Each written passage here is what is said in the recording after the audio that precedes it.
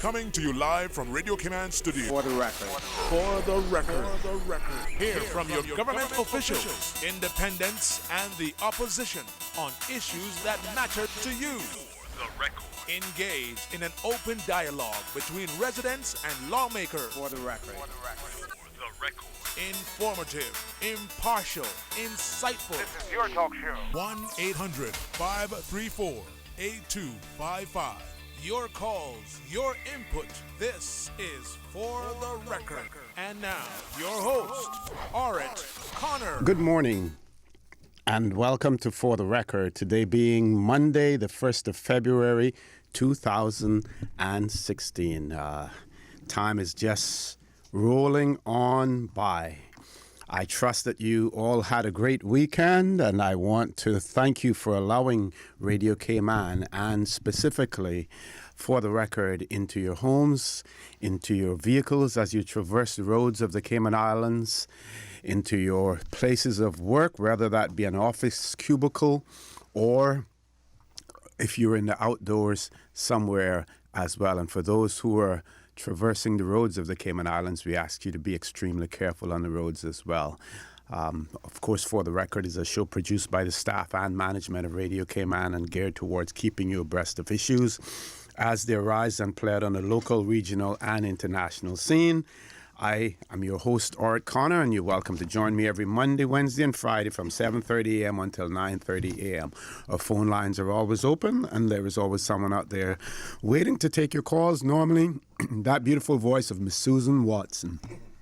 You can call us on our toll-free number provided courtesy of Flo. That toll-free number is 1-800-534-8255. You can also call us on 949-80037 and 949-6990. And, of course, if you don't like to talk on the telephone, then you can email us at For the Record. That is one word, For the Record, at candw.ky.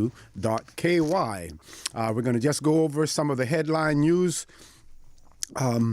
before we get into our conversation with our guest this morning. First of all, we would like to congratulate Miss Monique Brooks, the new reigning Miss Cayman in the Cayman Islands. She won the crown on Saturday night at the Lions Center. And of course, we also want to congratulate the runner-up, and that runner-up is Miss Erin Nicole Hislop. And second runner-up. Okay, second runner-up is Miss Hislop, and the first runner-up is Miss Shiloh Scott.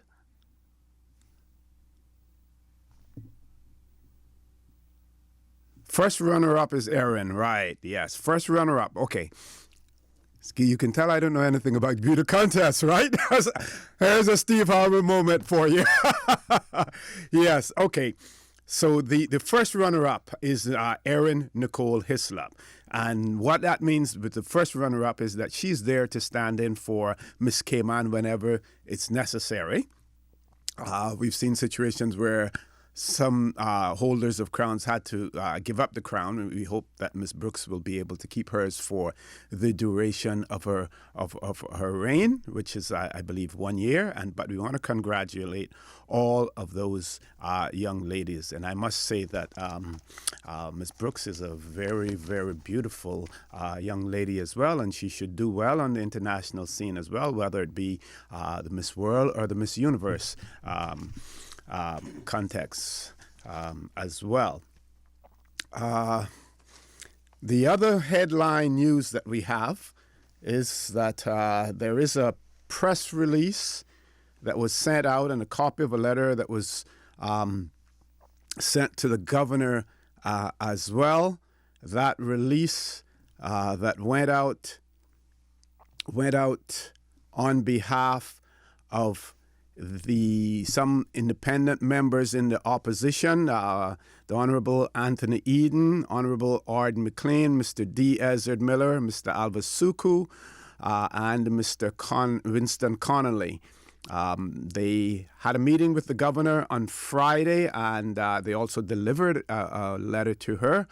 And on that meeting, they expressed their concerns, particularly about the possibility of early elections and have put their arguments forward in terms of why they don't think early elections can or should take place. And we hope at some point in time during the course of this show today that we will get an opportunity to talk more in detail about that letter and speculate also on the possible reply that they will be received from the governor. You, of course, have heard here on For the Record, people like Mr. Steve Macfield and others talk about the constitutional issues surrounding the legislature and the balance of power in the legislature in terms of the numbers.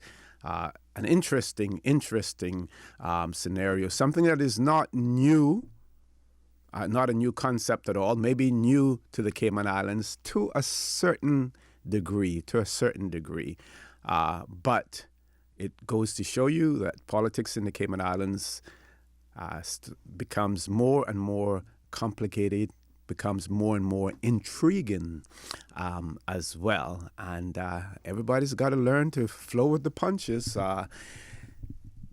People, you hear some people remarking, I'm really not a politician. Well, if you're not a politician, maybe you shouldn't be in the game, because politics sometimes can be down and dirty. So if you're not a politician, maybe you shouldn't be in the game as well. But we certainly will be talking about that. And it is quite possible this morning also that the Honorable Premier will join us at some point in time during the show. We're not certain of that. That isn't fully confirmed, but it is. There is that possibility as well. Meanwhile, we have in the studio with us this morning Minister Panton. And Minister Panton, I want to say to you, good morning. Welcome to For the Record, and I trust that you had a great weekend. Thank you very much, OC, and let me say a wonderful good morning to you and your colleagues here at Radio Cayman as well. Did have a fairly relaxing weekend and interacting with constituents and other dealing with some other issues, but it's been very nice. Beautiful weather, a bit of rain on Saturday, nice, wonderful sunshine on Sunday. So altogether, very nice. Another wonderful weekend in our fantastic Cayman Islands. Certainly is. Well, things are certainly becoming more and more challenging in the Cayman Islands, as I pointed out in terms of, and when I say challenging, not necessarily in a difficult way, as well. We see in the United States, for instance, today the Iowa caucuses, so things are starting to ramp up there. They're only 10 months away from elections there, as well. That'll be certainly interesting. But, we have our challenges here. We have our wins. We have our losses here in the Cayman Islands. And I want to welcome you again to talk with us. Tell us about the state of affairs in the country as well, and any other issues, sir. Sure. Thank you very much. And, you're absolutely right. One thing is certain is that nothing stays the same. So you will always have issues going on. We will always have challenges. The frequency and the severity and the extent of it may change from time to time. Sometimes you may have some lulls, but certainly, we're in a period where we're less than 2 years or a year and a half away from an election. So, and that's getting shorter by the day, it seems, in terms of what people's perspectives are. It's something that I guess because our elections are almost synchronized. It used to be very synchronized with the U.S. elections. Exactly. Yes. we tend to have develop the same kind of political fever that they do, and of course they have a very protracted process, whereas ours is not so protracted. But nevertheless, it kind of raises the temperature, and people consider these things. And I think some of the things you have seen happening, is a reflection of certain people's perhaps perceptions that they need to position themselves. And I think you're probably right that I wouldn't say, in some cases I would say, I suppose, from observation, politics may be regarded as a down and dirty business, as you say. I think this government has acted in a very honourable way, a very clear and transparent way. But we can't live our lives for other people as well. So people will do whatever they feel they need to do, and position themselves as they think they need to. Now, most recently we've seen there's been a lot of talk also about the most recent BBC documentary on the Cayman Islands. Mixed reaction to it. I'm made to understand that it was taken down from the YouTube. Was taken down from the BBC website, but of course, these days you can take it down, but usually someone has already saved it and everything else. I still haven't watched the complete thing yet, but based on what we're seeing, it seems as if the tourism side of things, did well, and it seems also as if the ministry and the Department of Tourism are going to take those, run with them, and make a plus out of it, make something positive out of it as well. On your side of the coin, as far as financial services go, can you give our listening and viewing audience your input on it, sir? Yeah, sure. Thank you. It was an interesting attempt on their part to go at the financial services side of the Cayman Islands in an indirect way. Clearly, their key message was aimed towards the UK audience, and suggesting that the UK government's position of allowing its overseas territories like the Cayman Islands to be involved in financial services somehow creates a negative impact, and sort of creates or enhances poverty in the UK. Of course, we disagree with that perspective. It also sort of illustrated the fact that nobody can deny is that, like every other country in the world, we have our issues with poverty as well, and the government is taking a responsible approach in respect of addressing those issues and helping people there. So there's nothing new that has been disclosed by this. And as you say, the tourism side, it had some very wonderful shots of Cayman. But overall, people just don't like the feeling that someone comes to the Cayman Islands ostensibly to do a show which promotes lifestyle or positive lifestyle in Cayman, and then uses it in a way which is designed to detract from us, to attack us. So there's clearly, a negative reaction in that respect from our people here. But overall, it will have limited impact on the Cayman Islands, and the reality is that these folks are pursuing an old agenda based on stereotypes and misunderstandings about the significance of places like the Cayman Islands in the global financial arena. I like to tell them that perhaps you may make an argument that there may be some tax losses on the basis of companies doing business through places like the Cayman Islands, but the reality is that the net gain is far greater. I shouldn't say everyone, but you've had jurisdictions that have done, and some of the crown dependencies have done their own studies, paid a lot of money to have academics, economics experts do assessments. We've done some as well, which demonstrate that the business centers, the onshore world, typically gains a lot more from the types of transactions that we facilitate, because we bring together investors and investment structures from all over the world where they normally wouldn't be able to go into because of complex domestic tax rules. Mm-hmm. They wouldn't be able to just go in and be involved in investment structures very conveniently or easily. But this is a neutral place where, and we've got a fantastic array of investment structures. We've got great laws, tremendous amount of certainty, English common law, great court system, and investors around the world are comfortable coming into Cayman, participating in investments. Those investments, they drive things like infrastructure development in countries around the world, including some of the major countries, but more often the developing countries. They also create growth, drive growth.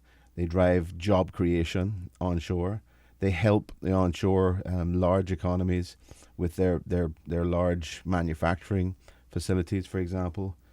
Just as an example, Boeing might be selling aircraft. And of course, Boeing is based in Washington state, so Seattle primarily. They may be selling aircraft around the world, but the Cayman Islands are a convenient jurisdiction where those aircraft can be held or owned by leasing companies and sold on or leased on through a financing transaction or through a straight lease transaction to aircraft operators or airlines around the world. So we facilitate trade, we facilitate international trade, we facilitate investment, and we are a significant contributor to global economic development and growth.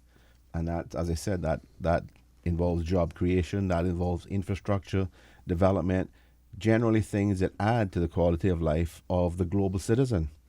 And the net gain of that is greater than any small amount of perceived tax losses, because the Cayman Islands is a tax neutral jurisdiction. So there's a huge amount of misconception, and I think some of it is genuine misunderstanding. Those people who claim to be experts are either not experts when they're commenting negatively against jurisdictions like Cayman, or they have a fundamental misunderstanding. So it's a combination of those things. But certainly we feel that we have a very legitimate, a very justified role, and we serve a very important purpose in the global financial arena to provide alternative structures which allow investments to happen that otherwise would not happen. Folks, I want to remind you that you're listening to For the Record. I am your host, Dorit Connor, and my guest in the studio with me this morning is the Honorable Wayne Panton, Minister responsible for Financial Services, Commerce, and Environment. Please stay tuned. When we come back, the discussion will continue.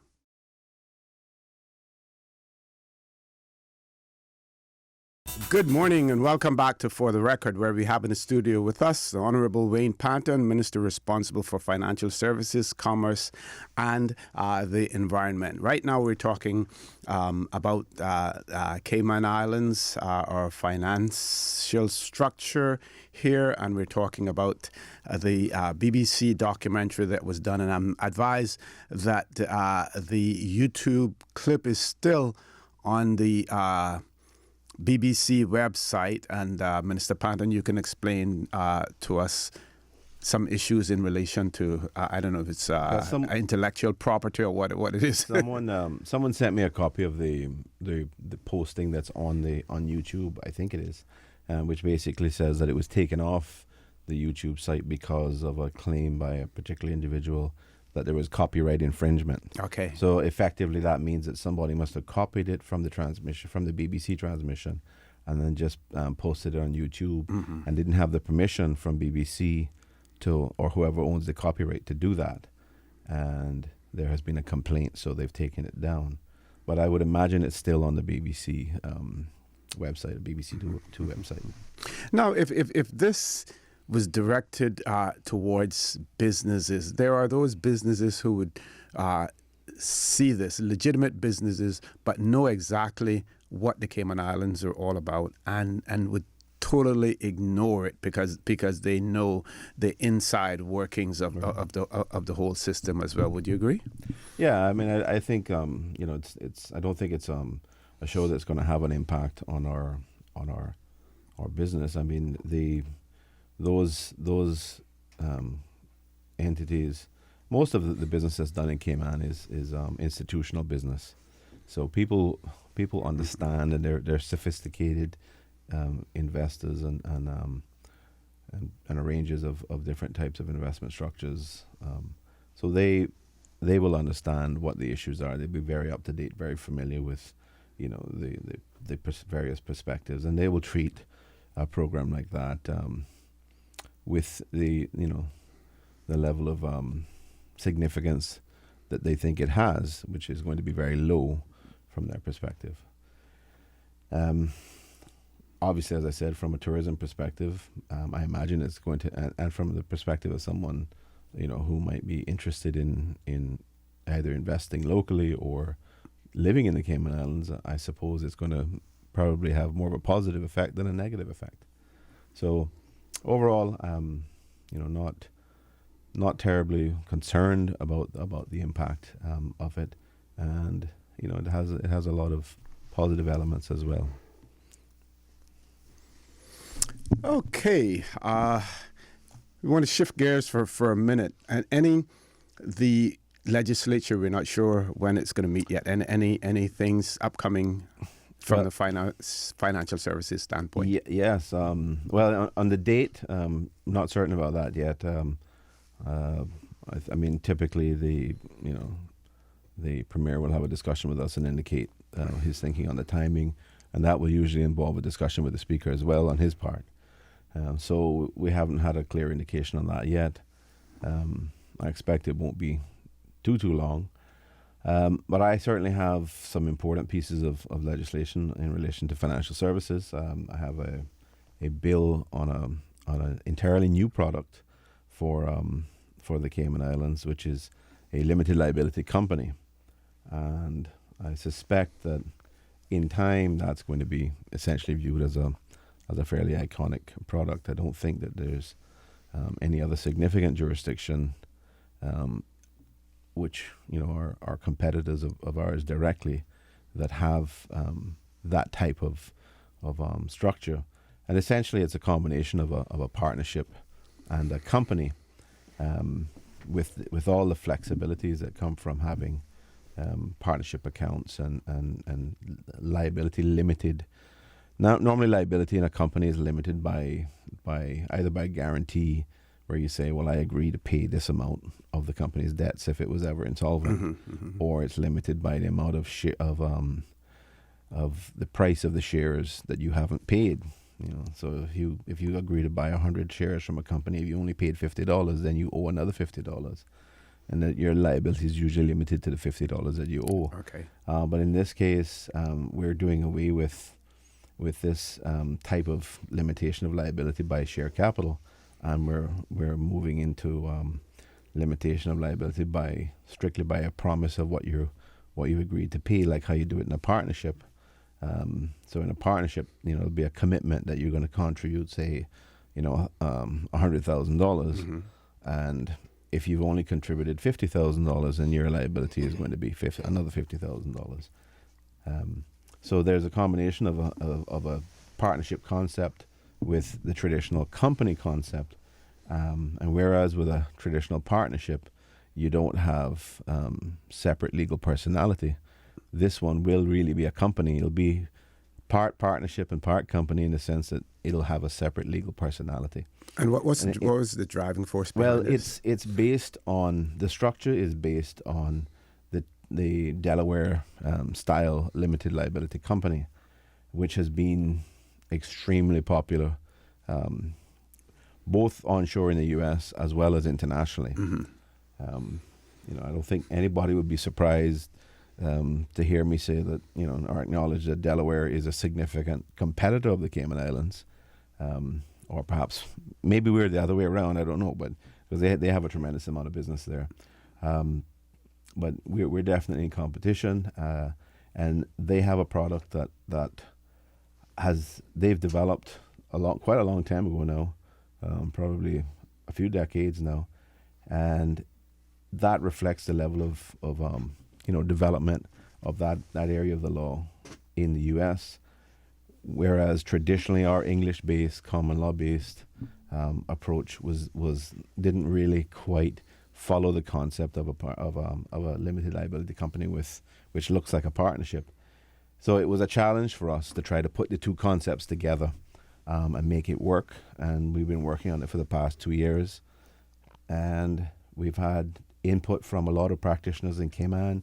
The level of consultation, the level of engagement with the industry and the ministry working on this has been really, really tremendous. And I think this product is just another great example of the extent to which industry in Cayman can work with government in developing a product that has tremendous appeal, tremendous flexibility, and I think in time will be viewed as a really iconic product for Cayman. Are we in the forefront with this? Do other jurisdictions have it? Well, Yeah? Delaware Other than obviously has it. but- There are other U.S. states that have LLCs, some very similar or identical to Delaware, and some less so. But in terms of our peers, Yes. traditional, certainly the overseas territories and the crown dependencies, as far as I know, we're the first to have this sort of structure. So I think it's going to have a tremendous appeal, and I think it's going to be very successful. And we have deliberately, or we're looking at pricing it in a way which doesn't detract from our already very popular and well-established exempted company. And so the pricing on it will probably be a little bit higher. So it will drive growth. It will drive revenue growth for us, and it will, I think, give us another significant feature in our armory and our piece of equipment and an asset that we have as part of our financial services industry, which helps to develop it, helps to make it more popular. Because the more structures we do here, the greater the involvement and the greater the world looks to Cayman as being a jurisdiction that has fantastic cutting edge products. We're going to be better off, we're going to be better placed, better able to withstand competition, and able to develop our own economy. Folks, I want to remind you that you're listening to For the Record. I'm your host, Stuart Connor. My guest with me this morning, Honourable Wayne Panton, Minister responsible for Financial Services, Commerce and Environment. We're going to the news now. When we come back, we have one caller on hold, but hopefully that caller will remain with us until after the news. So please stay tuned. We'll be back shortly.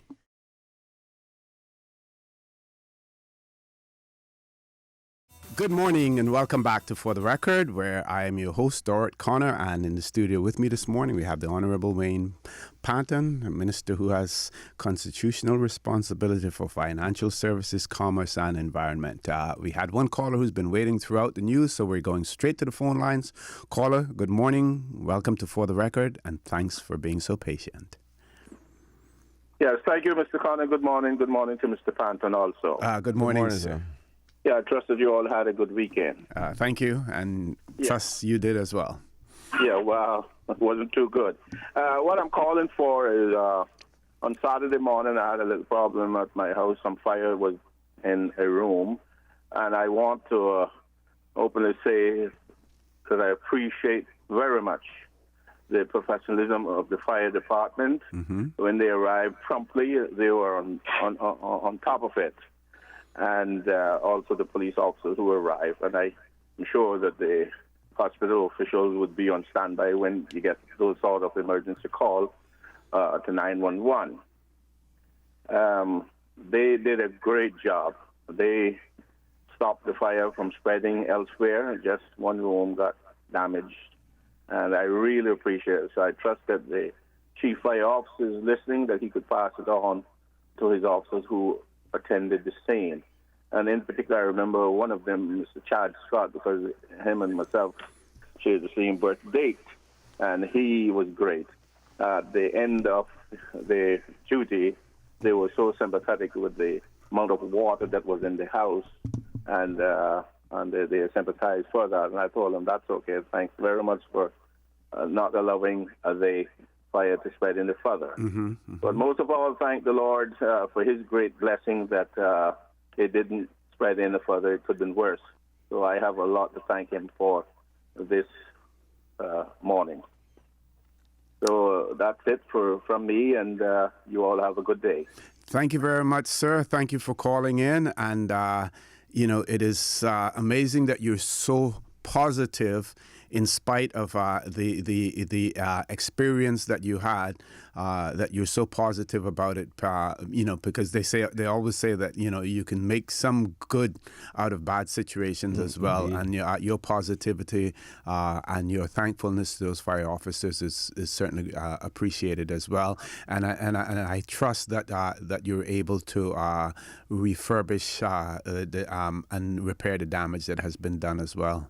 Yeah, well, also I would like to thank the neighbors that came by to assist in whatever way they can. And I have a good neighbor there, Mr. Johnny McGowan. He is assisting with replacing the windows, and I really appreciate that.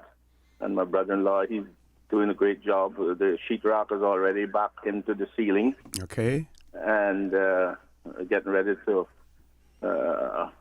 plaster out the window area, and the walls are primed already. So we coming there, thank the Lord.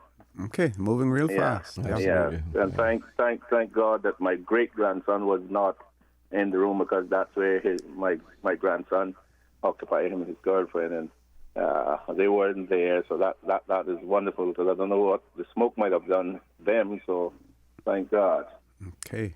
And also, if I'm not taking up too much of your time. No, not at all. You waited long enough. You deserve it. Advice to other people: it is so important to have 4 pickets one on each corner of your residence.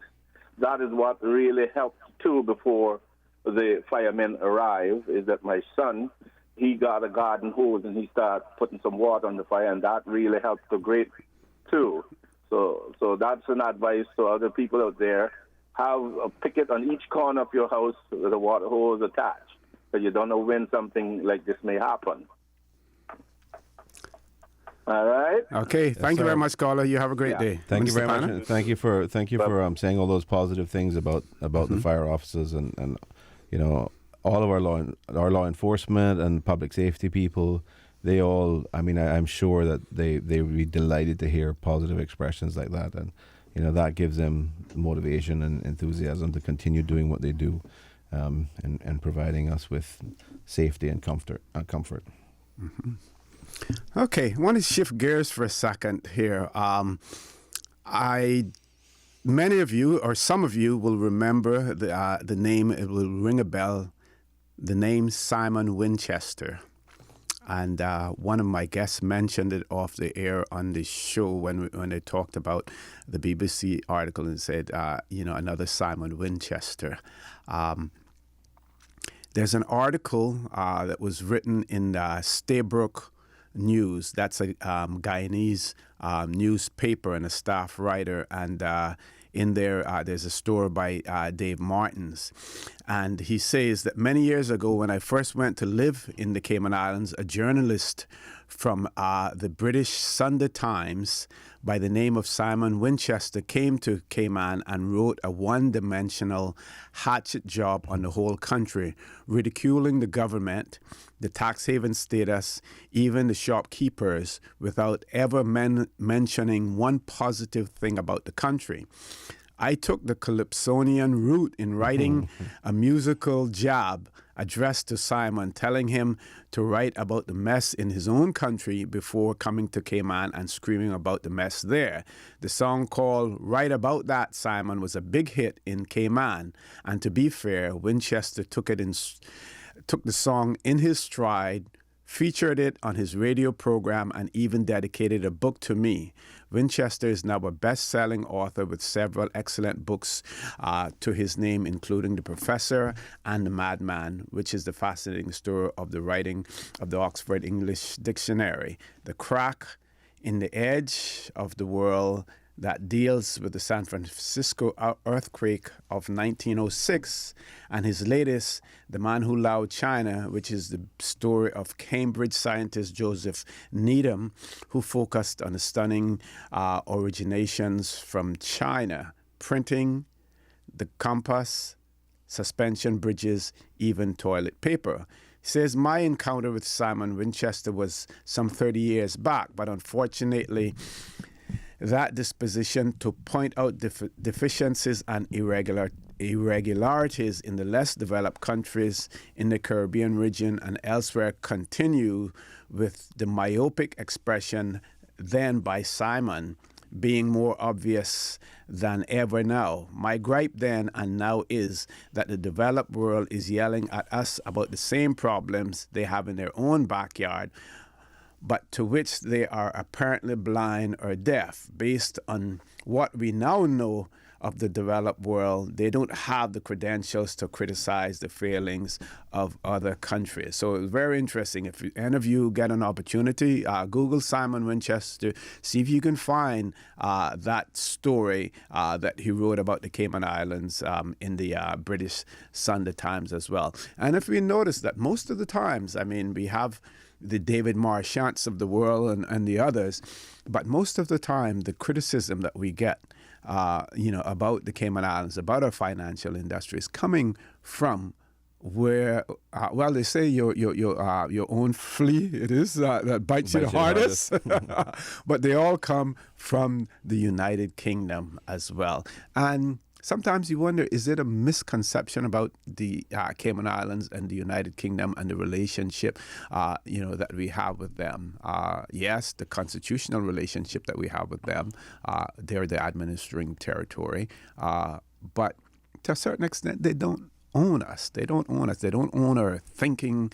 They don't own the way that we decide that we're going to, or they shouldn't own the way that we decide that we're going to carry on with our lives and stuff like that. But again, it goes to point out what Dave Martins has said here in terms of the developed world and sometimes their impression of developing countries, Minister Pana. Yeah, absolutely. I mean, one of the interesting things about Winchester is that, he's gone on to be this great writer of these nonfiction, supposedly nonfiction books. But he certainly got a start when he's writing stuff about Cayman, which we consider to be highly fictional. Yes. Not representative of the truth at all. But that's the problem the world over. People they have their own particular agendas, and they take a kernel of truth. And it happens in politics all the time. Certainly happens around here. You take a kernel of truth and you build a whole pile of lie around it. And the kernel of truth is supposed to give the lie substance and make it appealable and make it appear correct and true, when that's not the case at all. You're right. In the UK, you do have a lot more criticism. You do have a lot more noise about these issues. And I often wondered why it was that you don't have so much of that happening in the U.S. Yes, you have, especially around election time. Yes, you have the U.S. Candidates getting up on the stumps and saying all kinds of nonsense, and you have, we have the historical perspective of Barack Obama in his 2008 campaign, and since then making comments. But back then it was, a particular building in Cayman, which we all know. I'm not going to repeat the name because I don't want to perpetuate the nonsense, but saying that, it's either the biggest building in the world or the biggest tax scam. And I think there was a reference to 12,000 companies being housed there. But of course, his own vice president is from the well-known state of Delaware. And there's a certain address there on Orange Street in Wilmington, which has a building which isn't multi-floor, it's one floor, and it has 285,000 companies as registered there. So you tell me, and it definitely the biggest building in the world, right? So, I think the Bible says pull the mote out of the eye first.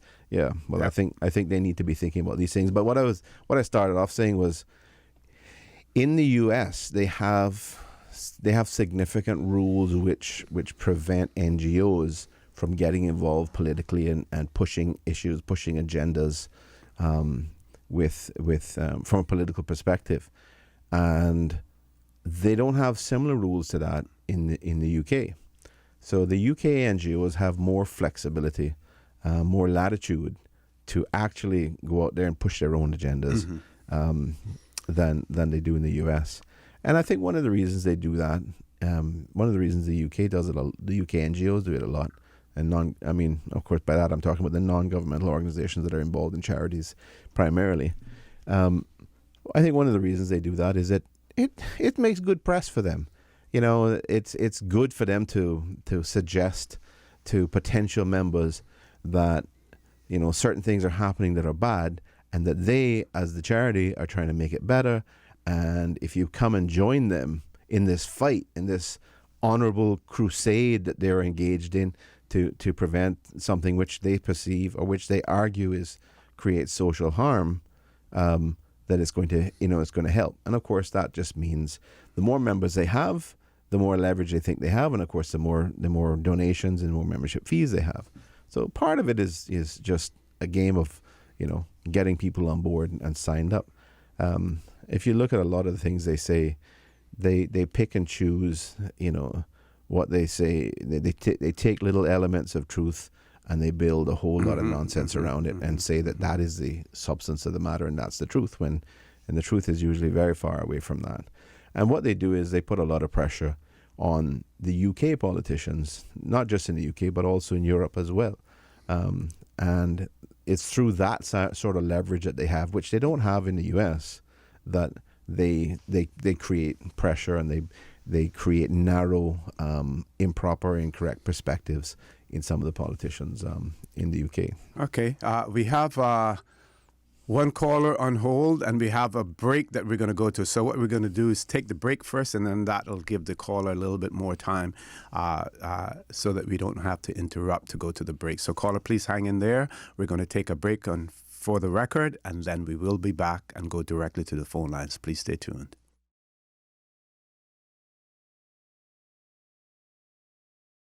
Good morning and welcome back to For the Record. I am your host, Stuart Connor. My guest in the studio with me this morning, Honorable Wayne Patton, Minister with Constitutional Responsibility for Financial Services, Commerce and the Environment. We have one caller on the line, going straight to the phone lines. Caller, good morning. Welcome to For the Record. Good morning, Oseen. Good morning, Mr. Patton. Good morning, sir. Good morning, How are sir. you? All right, man. I'm glad you got on there to that you're exposing a lot of this stuff, like what happens in Delaware, which is probably one of the largest offshore tax havens in the world. But there's something that bothers me, and I have been talking about it recently. That there was a case, there was a bank here called, I think it was the Dundee Bank, Merchant Bank, and there was a lady there who was the manager. Her name was Sharon Lux-Salam, I think. And the Caribbean News Service, that's where I saw this thing. And this article was about how she, along with 3 Canadian gentlemen that were running the show here on this offshore investment company. And apparently, according to what I read, there was some $450 million that was not accounted for by the investors, and they've been trying to get some sort of something done about it, but apparently we're not doing anything. I don't know how much, I'm sure that you probably have heard of it, but the thing is that is more detrimental to our business than this guy writing an article. I think somebody should come out. I have never heard nobody explain anything about it. And, I mean, you can't get into details, of course, but caller, I did read the Cayman Islands Monetary Authority's response. I know, but one. What I'm saying is that doesn't sound like something that the investors, that's what I'm talking about, because, I don't know what's happening, but I mean, $450 million, that's almost $500 million. And they go on and talk about this article that was on the news service, on the Caribbean News, talked about, how she then left the island, went to Cuba, got married over there to some Cuban guy, and she bought him this $3.5 million yacht. The yacht comes into Cayman all the time and all this kind of stuff. Now, I don't know the details of that, but, this doesn't look good, and it makes us look like a bunch of, because especially when the monetary authority is, the entity which has the responsibility to at least give these people who are the investors are some sort of like encouragement that there's something being done. I don't know, but this is one of the things I think that would be more detrimental to our business than this guy writing the thing, because people, they take that with a grain of salt from the stuff he said. But I just wanted to mention that. Yes, sir. I appreciate that. And certainly, I think the authority has made a brief statement in respect of it.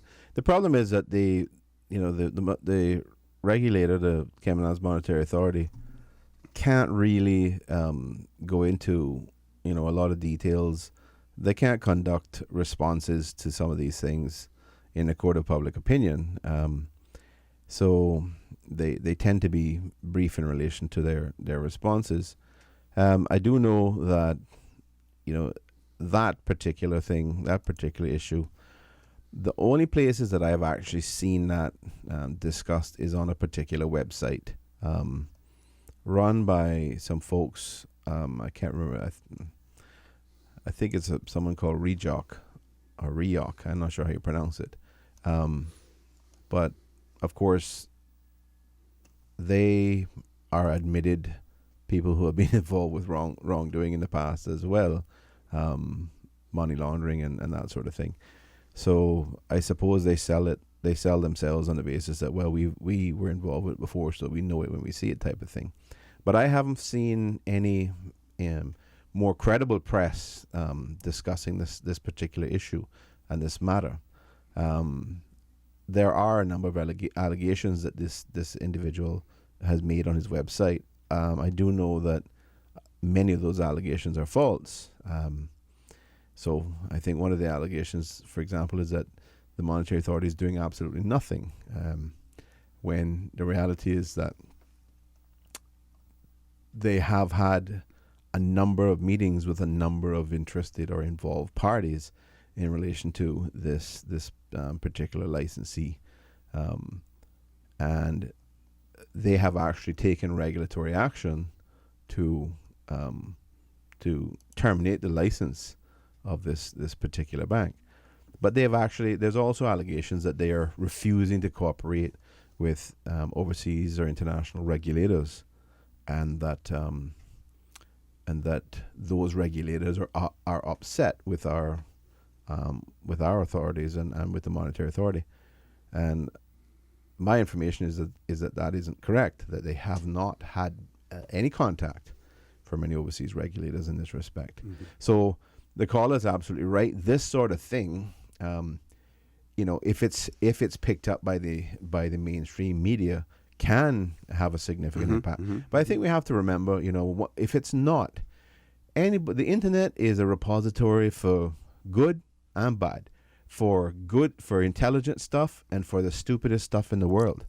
And you got to be able to weed it out. Yeah, exactly. Yeah. The internet is not a textbook that has had, the review and sign off from a lot of people.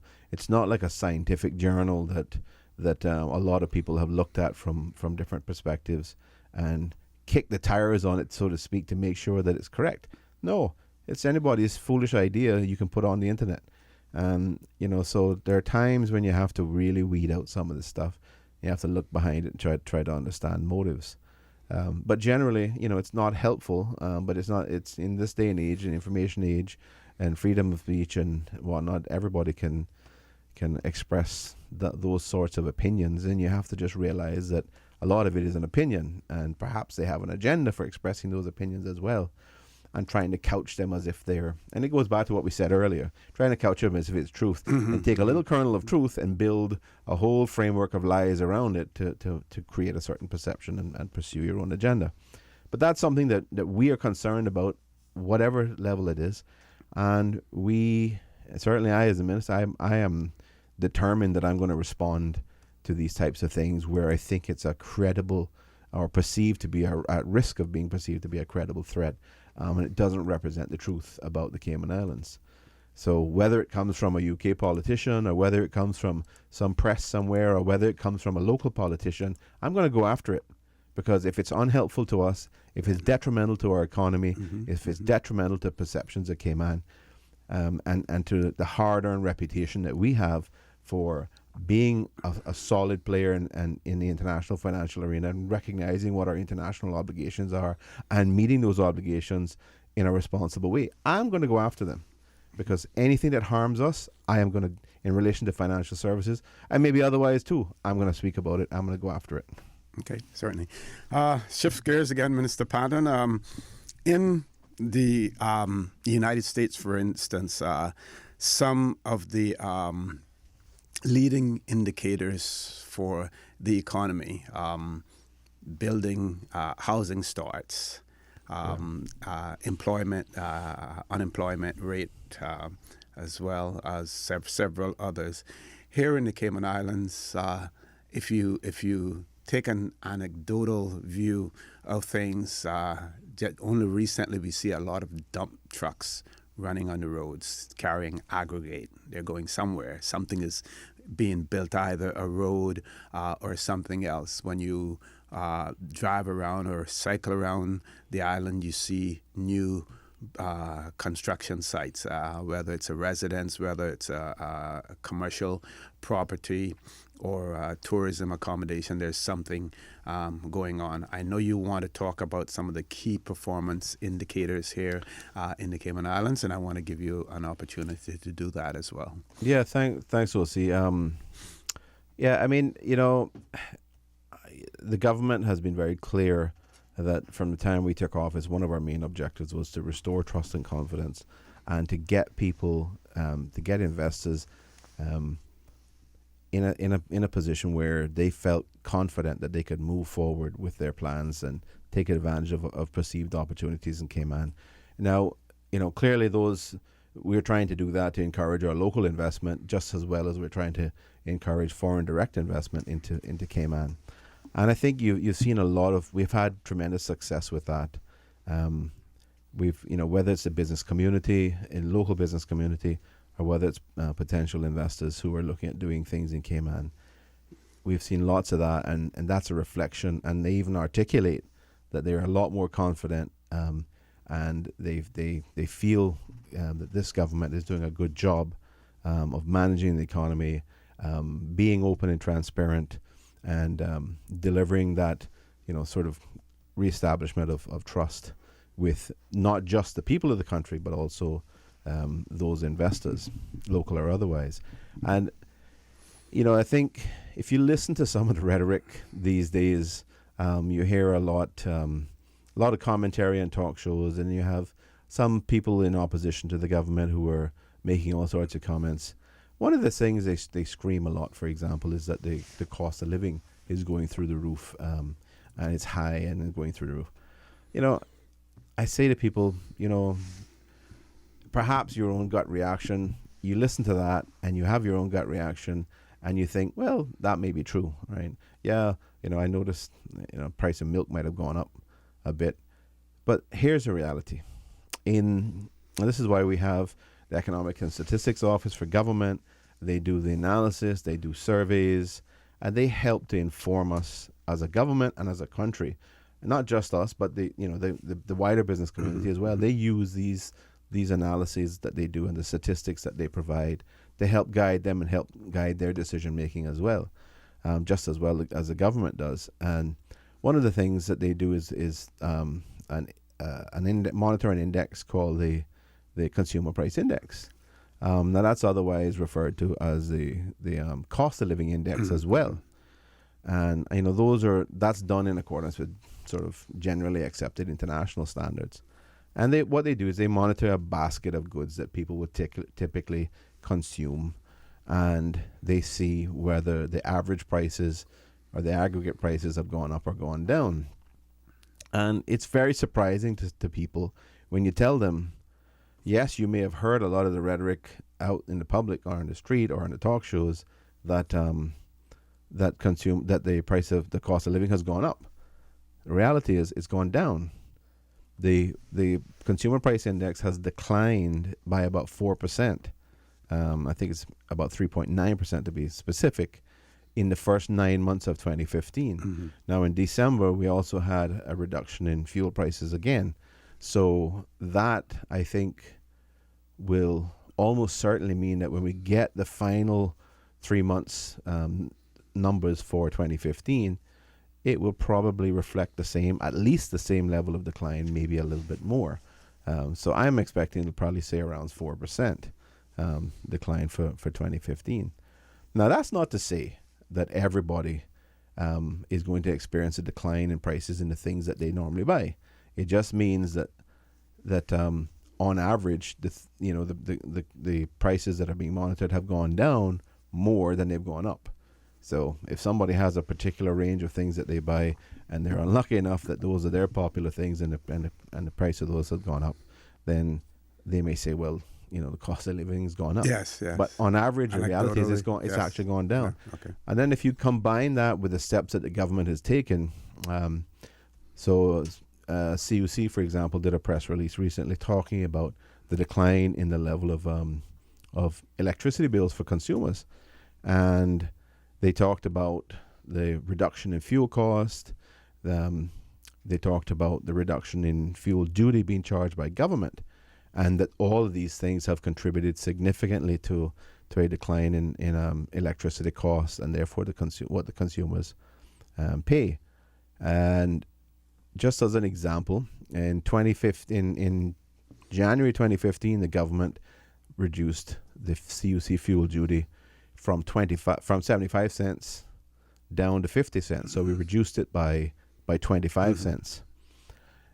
In January, just gone now, of this year, we have reduced it by another 25 cents. So we're now into a period going forward where we've reduced the duty by an aggregate or a total of 50 cents. People would be surprised to learn what the value of that is to consumers. In aggregate, we're talking about the total 50 cents, the first one in January 2015 and the one now, $17 million. That is the revenue that the government is giving up, right? Mm-hmm. That is the value that the government is leaving in the pockets of consumers. So they have, as a whole, consumers are $17 million better off with that one act by the government. That clearly helps to put them in a better position. It reduces their cost of living. It helps to put them in a better position where they can spend some of that if they want to, and that obviously stimulates the economy further. Or they can save some, which helps them. Okay. When we come back, I want you to expand more on that in terms of how that translate that 25 cent reduction goes directly to the consumer. Absolutely. We're going to take a commercial break. We have one caller online. Caller, we're going to ask you to hold tight because as soon as we come back from the commercial break, we will take your call. Please stay tuned for the record. We'll be back shortly.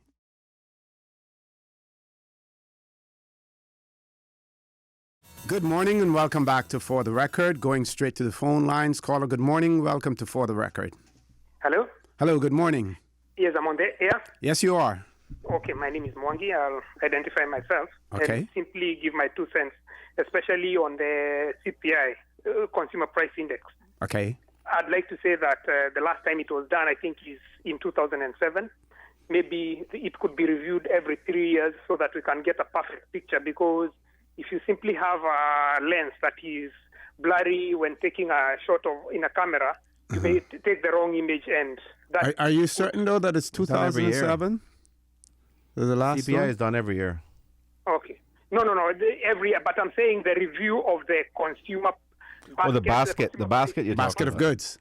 The basket itself is supposed to be reviewed periodically because Correct. we are a transient community or a society, because there are people coming in and people going out, people getting rolled over, and dynamics of the populations are changing. That is my point. Okay. Otherwise, I know very well that it is always done there, and I'm always waiting for it. I think it should come quarterly, and it's something that I normally follow keenly. Now, that is one matter. Then the other matter I want to put my 2 cents on is about the Dandy Bank. The whole thing is, I think the minister should go in after Caribbean News Service or whatever the case is, and tell those guys that they need to pull down that story because it is not accurate. One thing is, if at all this lady was dealing with $400 million, as it is alleged, then CIMA, it would not have that would, and actually her license was saying that she's dealing with something much less than that, or the bank was dealing with something much less than that. That is something that SEMA would have actually captured, and very well, we know very well that there are people who have been convicted of things in the Cayman Islands, so that is something that would have actually not been lost to them. So that is something that is actually a matter that you cannot be able to miss and say that that story is highly inaccurate, and it actually contributes to the narrative out there that in Cayman anything goes. Right. And that is not the case. And we have structures here, and I can say that when I followed that story, I found out that actually that license, you don't have dealt with that kind of amount of money with the license that was being held. So that is actually, that there rings a red flag that that story now is not accurate. And I think the minister should actually follow that up and have that story pulled down, because it can be pulled down legally. I know of an example of somebody locally who tried to contribute to that narrative just by copy and pasting, and they were forced to eat humble pie by withdrawing whatever they had put up there, because it was simply not accurate. And we cannot just be following the internet because of what is put out there. We simply have to go down and actually look whether the accuracy of the whole thing is, go to SEMA, look at the license that somebody is holding. That is what good journalism is. Well, it doesn't make you famous, it doesn't give you good money, but at least you are going to be reporting facts, and there are very few times that you're going to be embarrassed because of having to be told that you have to pull something down because you simply did not report the truth or what was accurate. I don't think I have anything more to add on that. Thank you very much for giving me the airtime. Thank you very much, caller. Thank you. Yeah, thank you very much. Those are very, very useful and interesting comments. You know, on just starting on the last bit, my concern about going to a website, or the people who publish a website like that, and saying, I'm the Minister for Financial Services, I really object to the misinformation that you're providing here. This guy, he's not a journalist. He's not bound by ethical rules of journalism, you know, and he's not going to say, oh, you're right, I'm really sorry about this, and you're absolutely right, I'll take it down straight away, it won't happen again. No, this guy has his own agenda. I really know very little about him other than what I read on his own website.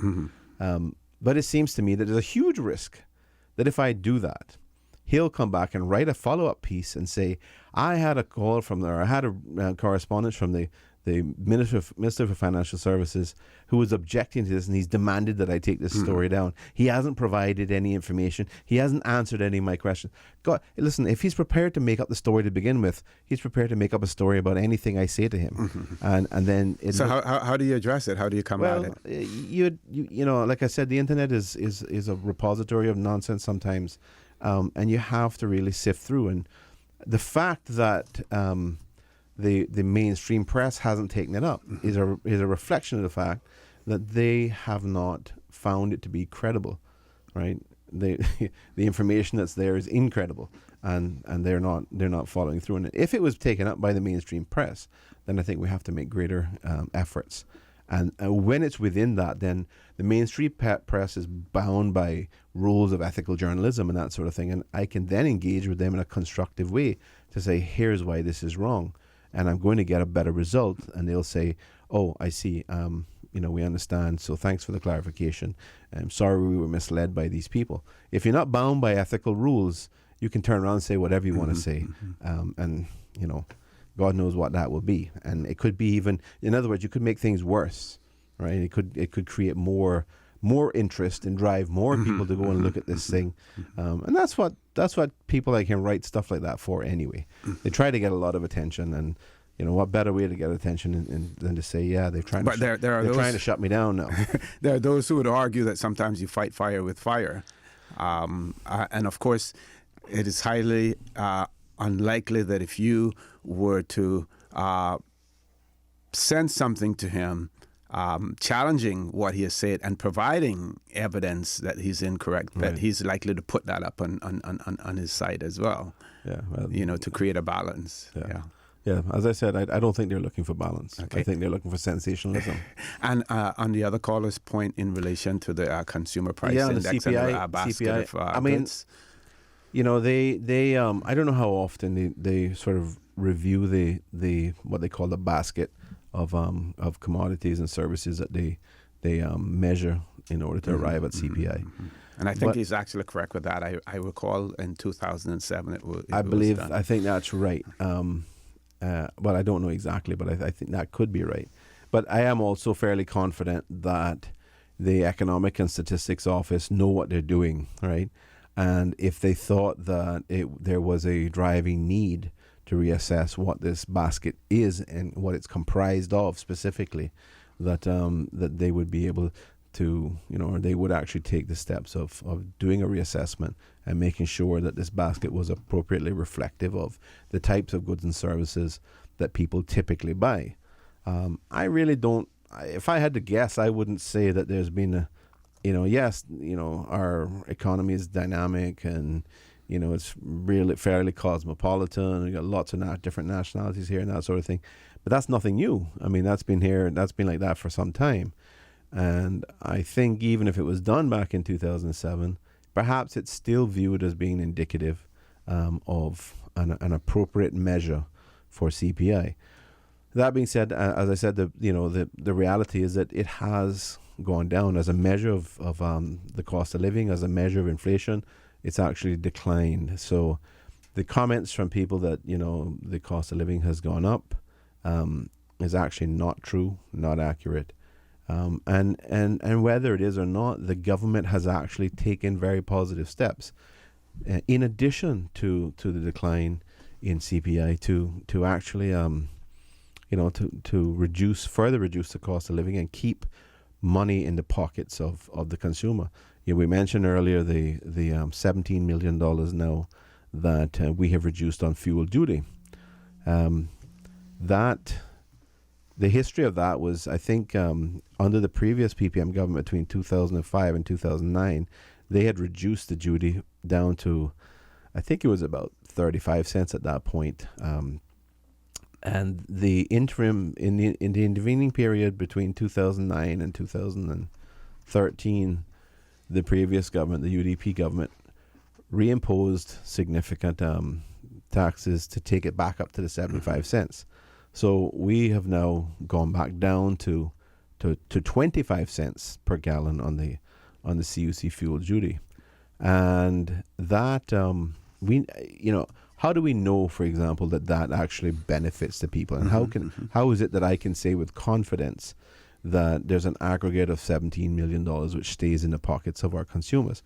Well, we know that for a fact because the PPM government renegotiated a contract with CUC, which took out fuel duty from their general cost, and isolated it to a specific cost that's viewed as what we call a pass-through. So whatever CUC pays, they charge that directly as a separate line item to the consumer, and we can therefore, once we reduce the fuel duty, every single cent that's reduced, we know for a fact the benefit of that goes through to the consumer because they only pay exactly what CUC has to pay. I think, from what I understand, the CUC usually pays this stuff up to 3 months in arrears. So by about March, you'll start seeing the benefits of this coming through, of the additional 25 cents coming through. And that, as I said, going forward, we're talking about $17 million, and we know that's coming through. We've done other things, like fairly early on in 2014, we did a reduction in import duty from the amount which had been increased to by the previous government, which was 22%. We reduced that for licensed traders down to 20%. Now, that I can say that the government cannot, with complete confidence, say that the benefit of that flows through to the consumer, because we have to rely on businesses to actually pass on the benefit of that, and they may pass on all of it, they may pass on some of it, they may pass on none of it. we just don't know. But certainly, even if they don't pass on all of it, in reality, it actually makes businesses stronger. It means that they're stronger and can employ. Perhaps they can create new jobs to hire people, or perhaps it will prevent them from actually downsizing, right, and therefore reducing the number of jobs and recirculate the money back into the economy as well. So it gives them it has benefits all around. We would like a lot of it to go through to the consumer, and clearly, perhaps I can't say for certain, but perhaps part of that 4% reduction in the cost of living in 2015 is a part of that. Who knows? Okay. We have one caller on hold. Let's go to the phone lines. Caller, good morning. Welcome to For the Record. Morning, gentlemen. Number one from the Brook. Morning, number one. Good How are morning, you? sir. Mr. Minister, Yes, sir.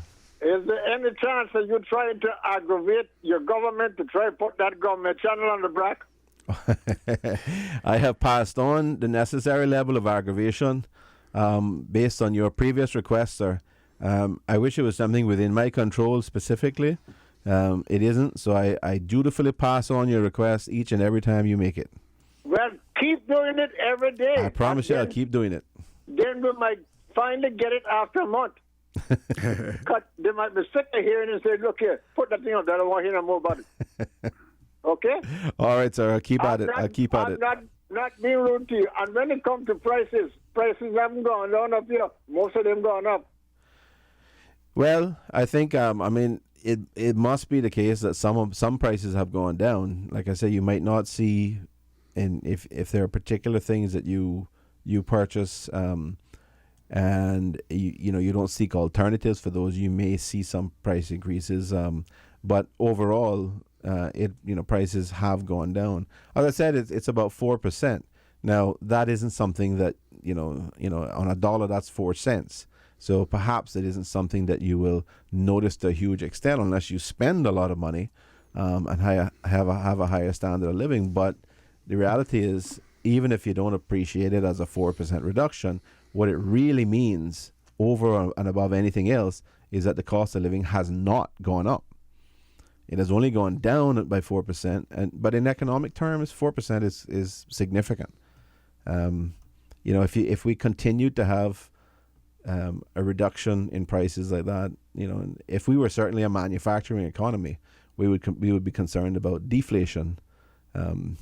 People typically are concerned about inflation, and they use monetary policy to control that. But that's less of a concern for us and more of a benefit for us when there's deflation and prices have gone down, because we import everything just about. But it is still significant for us, that the price of living has actually gone down.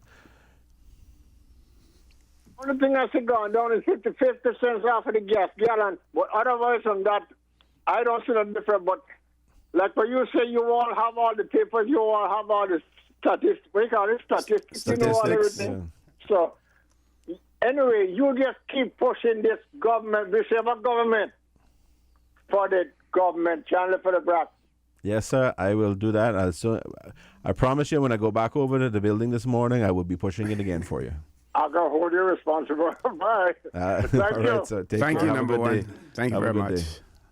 Now, Minister Panton, I know that this really isn't part of your constitutional responsibilities in terms of assignment, but it does, in a way, touch on it. How do we address the unemployment situations for Caymanians, those unemployed in the Cayman Islands? And we were hoping that the Premier would have joined us at 8:30, but he's not going to do that again, because I know that he wanted to talk about the new program that he has put in place and everything else. But the challenge for the government still remains whether it is a situation where there are selected persons who are unemployed, or whether or not it's a chronic situation in the Cayman Islands, that there is an unemployment situation. Yeah. Well, we'll see. what I wanted to say in relation to that, and you're right, I don't have responsibility specifically for that, but we're all cabinet ministers. We all have responsibility overall, and certainly I always, because I have a significant area of the business economy, and of course commerce generally, I am always very keen to be involved in discussing these things, and certainly Minister Archer and I spend a lot of time talking about these things as well, because our offices are right next door to each other, and we're in the same area as the Premier, so we spend a lot of time talking about it. Here is a reality right now. The government has had, on average, close to 2% economic growth during its time in office, on average.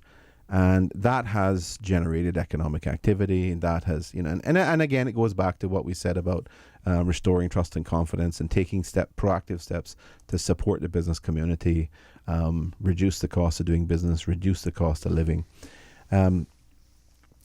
The upshot of all of that in terms of unemployment is we started off, say, 4 years ago, 5 years ago with the previous government, we had unemployment of about 10.5% for Caymanians.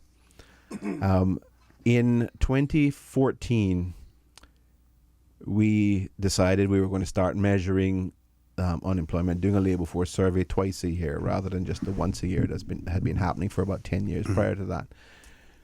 So we did I think it was about October 2014, we did an assessment of unemployment at that time, and it had declined to 7.9%.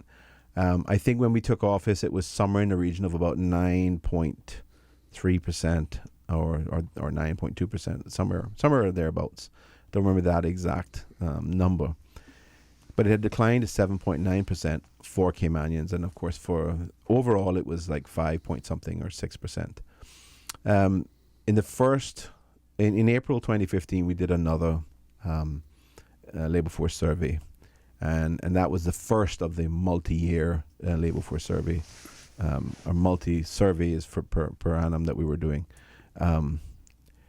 That one showed that unemployment had bumped back up amongst Caymanians by 0.4%. So it had gone from 7.9% up to 8.3%. Mm-hmm. Now, around that period, you typically have, whether it's in Cayman or anywhere in the world, you typically have seasonal changes, because you have, that's sort of the tail end of the high season. Mm-hmm. And, some businesses, and of course tourism is a significant element of it, but not just that. You have some of it in relation to financial services, for example. The auditors may bring in additional staff to cover the busy season, yes, and that sort of thing. But anyway, that would bump up. That bumped up 0.4%. We thought, okay, this is probably seasonal, not necessarily an indication of of what's really happening. But we don't know, because we can't. Whereas in the U.S. they do these things quarterly or at least twice a year, they can make these seasonal adjustments and they can flatten out the projections because they have historical data which tells them what it really means and how to make the adjustments. We haven't had that, and it's going to take at least about 5 years for us to do it twice a year so that we can make these seasonal adjustments. So we thought, okay, we're very conscious of this 8.3. We think that is something that's not indicative of unemployment going in the wrong direction, but let's keep a close eye on it. Let's continue with our strategies to try to make sure there's economic growth and job creation and that sort of thing, and that Caymanians specifically are getting the benefit. There was a labour force survey conducted again in October 2015, and we have had the preliminary results of that. We don't have the final draft report, and of course my colleague Minister Archer is once that report is presented to Cabinet, and Cabinet approves for it to be released to the public, Minister Archer will definitely be speaking around that and talking about the specifics of that. Okay. But it has, I can give you a little sneak peek in terms of trends. It's actually reflected a very positive improvement in the overall unemployment rate, as well as a very positive improvement in the overall Caymanian unemployment rate. But government doesn't take that as a reason to be complacent. We are concerned that, we know we have issues with unemployment in Cayman. We had that nice program. We know that there are people who are willing to come out and work. But we also know that there are issues with, in some cases, with skills gaps that might exist. And this Ready to Work program, which is being developed and has been in development over the last several months and is about to be rolled out this month, is one that we think helps to get the most that element of the unemployed that we know about that have registered with the NWDA, give them an opportunity to get involved in employment, get the necessary skills training, generate confidence amongst themselves, as well as confidence amongst their potential employers that they can do the job. Right, both of them can feel more confident that they can do the job, and they're receiving training. We're proposing to take a significant element of the risk away from the business community. So government is allocating. We've scrounged up money and found it where we could, and basically rearrange some of our priorities because we want to make sure that this thing has a real chance of working. And I think honestly it does. We've had tremendous response to that. The business community has been very responsive. Dr. Tasha Ebanks Garcia has been spearheading that from the Ministry of Labor, and she has been doing a fantastic job. And I imagine that she'll probably be on Radio Cayman very shortly, if she hasn't been already, talking about it in more detail. And it'd be great if you could get her on as well. We'll see. Certainly, yes. She is a young lady that's very, very capable. She's academically hugely qualified. She understands these issues. She's done the research. She's got the enthusiasm and motivation. And I think, I think there's a very great chance that this program can make a meaningful difference to several hundred people. Right now we have, according to the NWDA, we have 600 people in Cayman who are unemployed. That means there's 600 people who have registered with the NWDA as looking for work and can't find work. So we have a firm figure, because you keep hearing stories out there, on the talk shows, not on this one, of course, but every other one talking about 1,500, 2,000, persons, people who were critical about, are saying that the job opportunities that we had during the holidays, that the NWDA did not take advantage of that to That's ensure not true. that. And I was told right here by the minister that that was being done, Absolutely. At the Lions Center. Absolutely. And whatever. So we keep hearing that, but at least now we have some firm figures in terms relation of the to that 600. nice program. One of the things we said was, this is not going to be done the way it was done previously by former governments. We know the public was very cynical about that. We know that the way it was done had some major, major flaws. It was controlled by certain select politicians. The approach that we took in this case with this particular NICE program was to make sure that civil service ran the thing, right, and that it was subject to all the usual procedures when they were taking on temporary staff and dealing with things. And I think it went very well. I think it was very well received. And I am, the proof is in the pudding with these things. I did have some apprehension personally that it might turn out to be a problem, although I wanted it to work. I think it has surpassed my expectations in how well it was done and how much it contributed. So I'm very, very proud of the work that the civil service did in managing this thing in a short period of time. So I think it was great. Great. Folks, I want to remind you that you're listening to For the Record. I'm your host, Stuart Connor. My guest with me this morning, Honorable Wayne Patton, Minister with responsibility for financial services, commerce, and the environment. We're going to take our last commercial break. When we come back, we want to discuss with Minister Patton the ways that the Chamber of Commerce and the government can work in sync with each other to address the unemployment situation in the Cayman Islands as well. Please stay tuned. We'll be back shortly.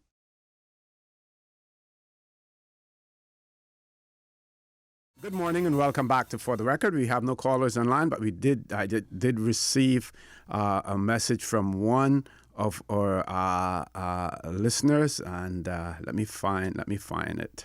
That's the 29th today. Yeah. It says the minister has just made a good point. We don't know that the full benefits of the fuel duty reduction are passed on to consumers. We will see a small reduction in our residential bills. But you did say the full amount would, that full 25 cents would be passed on. However, we never see any reduction in goods or services, for example, at the supermarkets. If the fuel duty had been increased by 25 cents, we would have seen an increase in prices at the supermarkets, but we haven't seen any reduction, although government reduced the fuel duty. So he's saying, you could probably see it from CUC, but you may not see it elsewhere. And he says, and utility costs, in particular, electricity is a major component of the of overheads for all businesses. So reduction in fuel duty should have a significant effect, and they should be able to pass on the reductions to consumers. Then the listener points out, Ready to Work program is 235 people at $1,000 per month for 6 months. I'm not sure if I get that, but maybe that's when it's all extrapolated, that's what it works out to. Yeah, I'm not. Is this mic on? Yeah. Yes. I'm not sure if it's actually what those numbers, whether it's 1,000 a month. I thought it was higher than that, but in any event. The idea is to help subsidize the cost of employers doing that, and we're helping to take some of the risk out from employers who would otherwise say, you know what, these individuals just don't, maybe they come close, but we just don't think that they have the necessary skills, and we're a business that we've got to be able to deliver services, we've got to be able to deliver products, and we just can't take the chance. There are other options open to us. So this is to try to take away those excuses, if we want to call them that, and basically incentivize them, because we're taking away some of the risk for them. And I think it works. I think it has every possibility of working. And even if it only ends up meaning that, because at the end of the day, the objective is to try to transition people from a subsidized sort of apprenticeship program or training program into real legitimate employment. And if it only works for half of them, I would think it would be very successful for us, because we also know that and Dr. Ebanks Garcia can talk about it when she if she comes on, but we also know that there are others that have lots of other impediments to employment. Some of it is logistical issues. I don't have a car, so I can't get here and there easily. And we know that we don't have a well-developed public transportation system. Sometimes there's children involved, and they can't get. It's difficult for them to get people to take care of the kids and that sort of thing. But we need to try to find ways of breaking down all of these impediments so that people can find solutions, and we want to be able to help them. But those types of issues are going to require a lot more, a greater holistic kind of approach, a wraparound level of services and support that's necessary. And that might have to be, a smaller group of people, 50 people, for example, at a time, so that we can help with that. But I think the reality versus the perception you hear out there is the reality is that unemployment amongst Caymanians is coming down. Overall unemployment is coming down, and it's much better than it has been in the past. And notwithstanding that, we're not sitting complacently and saying, yeah, we think we're doing a great job and unemployment is down. No, we are saying we know that even if unemployment is down, there are people who still need help getting jobs, need support to be able to address some of the skills gaps and issues. And we are implementing programs to do that. And the Premier has taken on personally this unemployment task force. And I can tell you that, he has been personally on the phone with talking to employers, in different industries, soliciting their assistance to make this happen. Okay. And I think that's very commendable for the Premier of the country to personally undertake that, and shows his level of commitment to it. Precisely. One caller on the line. Caller, good morning. Welcome to For the Record. Good morning, Mr. Connor, and good morning to Minister Panton. Good morning, ma'am. Good morning, Ms. Lorna. Okay. I just heard what Mr. Panton said, reporting from the NWDA. Mr. Panton, we all know that we hear it is 600. That is only the 600 that is registered. But what has happened, Minister Panton, is a lot of people out here, a lot of Caymanians out here that is unemployed do not trust the NWDA because they have been no help. I've heard Dr. Garcia on Rooster on Friday, and good God, I mean, half of the things you want to believe, and half it's I don't know.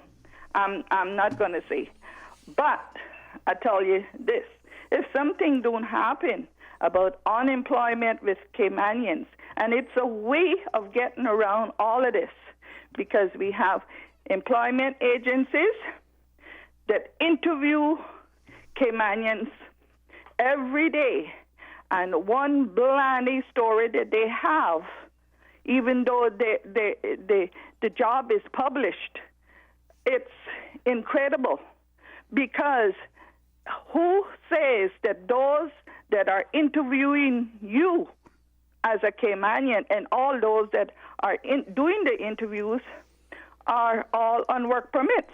Who say that they're qualified? Start with that. Let's start with those kind of people. And then limit the work permits to 2 to 3 years. On the steady, have a Caymanian on the steady in the same job as that work permit holder, with the understanding that you're here for 2 or 3 years.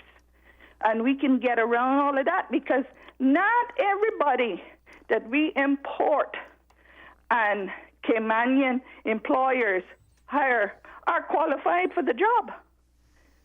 And who say what we're getting here are qualified for all of these jobs? Because they're not. They see an opportunity and they grab at it, along with the Caymanians employers that refuse to employ Caymanians because they can always tell that foreign work permit, you do what I say, or else you know where you're going. Another thing, I want to uplift the Caymanians that are qualifying, young Caymanians that are qualifying, and you don't hear anything about them. It's a young lady, 2 young ladies that is now flying for Cayman Airways. One is on the jet, one is on the express, because she just started out. Mm-hmm. I forget the name of the one that is on the jet, but she's from West Bay. The other one is Christy Grizel from Cayman, and I want to congratulate them and go on. Grizel or Godet? Pardon? The one from the BRAC, is it a Godet or a Grizel? I understand it's Grizel. I'm not too sure. I flew with her a few months back last year, and I was happy to see another young Caymanian striving up there. Very and good. I want to Very good. congratulate Kimberly Woden, known as Kimberly Wright, from West Bay as well. Grace and Ken Wright's daughter. She is now the deputy director of the Sunrise Center in West Bay. And I could go on congratulating all the young doctors and nurses ma'am. and stuff. We need to uplift them. I completely agree with you, ma'am. Thank you very much, and thank you for listening to me. But that is the problem why people do not go to register at NWDA. Okay. And if I had my will, I would make way with that. Thank you very much, caller. You certainly have expressed your view on it, and you didn't mince any words with that as well. We were told that the pilot from the BRAC is Crystal Gaudette. Minister, I know you want to respond to her as well, but just want to get the Chamber of Commerce into the mix, as well. They have called for, at least the previous president of the chamber called for government to produce a list of the unemployed Caymanians. That was one of the things that they called for. And I'm not sure what format they want that list in. I would hope that they don't want the names of individuals, maybe the skills of individuals, but certainly not the names, because that would not be the way to go about it. Yeah. But I believe, I'm of the view that the Chamber of Commerce can do more than they're saying that they can do to address the employment situation, rather than placing all of the responsibility on the shoulders of the government. Yeah, let me say, also that I think we're all a part of the solution, right? We all have something to contribute. Government has a part to play in this, but certainly the private sector has a big part to play as well. And I think the chamber definitely has a role to play in terms of advocating amongst its membership that they certainly work with the government and do everything that they can to ensure that they're complying with the immigration requirements, that they're honestly assessing Caymanian applicants for jobs, giving them opportunities. Not just coming up with excuses based on stereotypes or whatever. But I actually think that, by and large, employers are doing a good job. I know many employers that try their best to find Caymanians and give them employment opportunities. I know many of them that they actually have Caymanian HR staff that are looking for every opportunity they can. But at the same time, a Caymanian in that position knows that their job is to find the people who can provide the services and provide the work product and do the job that they need done to make the business successful. That's their job, is to find those people. And while they're trying their best to find people, they have to be honest as well. If somebody has a gap, a skills gap, or an attitude issue or whatever, they can't justify just taking them on because they're Caymanians as well. So I think by and large employers are trying, most of them. Do I believe that there are some who are problems? Yes, of course. And I think that's where between the government and between the chamber, we can encourage these people that perhaps don't have the right approach. And maybe that approach is based on previous experience or something that went wrong. It doesn't matter. We must always try, because there are things in our country and our society that aren't perfect, but it doesn't mean that we should all say, you know what, let's give up. No, we all have to continue to strive to work together to make the country better, to make society better. And that, in this case, our business segment and the employers in the country need to work with government to help us. And we are going to be meeting with the chamber very shortly, the new chamber council very shortly. And I know that the previous chamber council actually met with the deputy premier and the premier to discuss some of these things. They actually also met with some other government representatives over the last several months to discuss these things, to discuss their ability and their ideas to participate in being a part of the solution to some of these these initiatives that the government feels strongly are necessary to address some issues.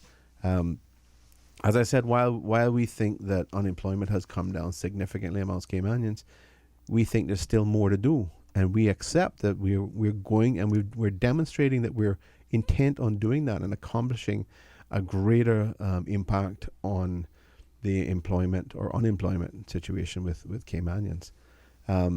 So, to the caller's point there just now, I said according to the NWDA, right? I didn't say that it was only 600 Caymanians. And perhaps she's right. Perhaps it is, because that they don't have everyone signed up because there's some sort of trust issue or something. But that's another thing we've been working very hard to find ways to improve the NWDA and make sure that it works properly. There's consideration of changing the remit, changing the involvement of it, making it a clearinghouse of sorts. I think it's already viewed as a clearinghouse. It's viewed as some place that people, the immigration department must go, or employers must go to get employment for Caymanians. Perhaps we have to formalize that more. I don't know, but we're certainly considering it, and I know the ministry is trying to assess, and I think Dr. Ebanks Garcia is involved with that and trying to assess how best to go about that. But in the meantime, we are following through on these programs, which we think are going to be very helpful and further improve what's an already improving situation with Caymanian unemployment. Okay. So, I think the government, we promised that we would be taking steps to improve trust and confidence, to restore trust and confidence, to improve the economy, to reduce the cost of living, roll back some of the costs and the high taxes that have been imposed. And I think we have been doing that and in spades, and the key performance indicators, the economic indicators, they're all indicative of that really happening. Despite what people may hear in as a expressed rhetoric expressed on the talk shows and whatnot, that doesn't reflect the reality. Those are people's perceptions or people's particular agenda, those who are articulating these things. But you have to look at what the reality is versus the expressed perception or the rhetoric. And the reality is a lot better than the rhetoric. But as I said, when it comes to things like unemployment, we believe there's more that we can do, and we intend on doing it. And I think we're going to, if you listen to people like Dr. Ebanks Garcia, who talks about in a very passionate way about how they're going to be going about this, I think a combination of the business community and the Chamber of Commerce and others, and the efforts of government and people like Dr. Garcia, I think we have a great chance to make a real difference. So we look forward to speaking with the Chamber. I think we're trying to organize a meeting.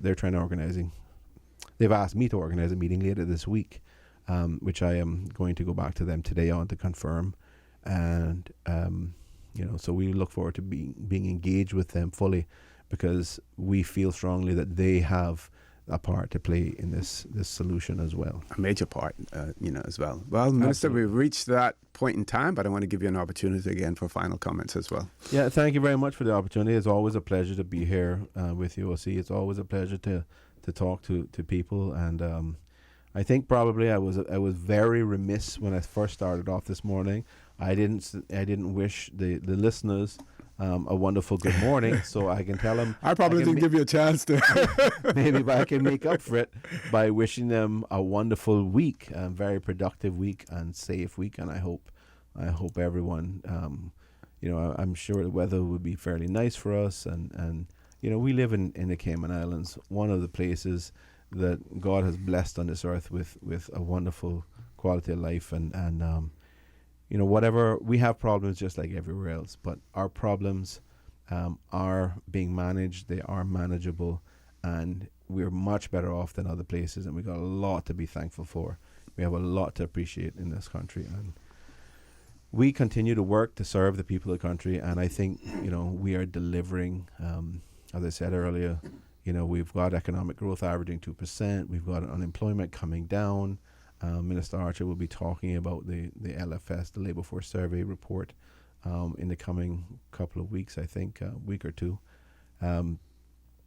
And we have the cost of living that has come down, and we've been returning, reducing costs to the people, returning money. I think if you add up all of the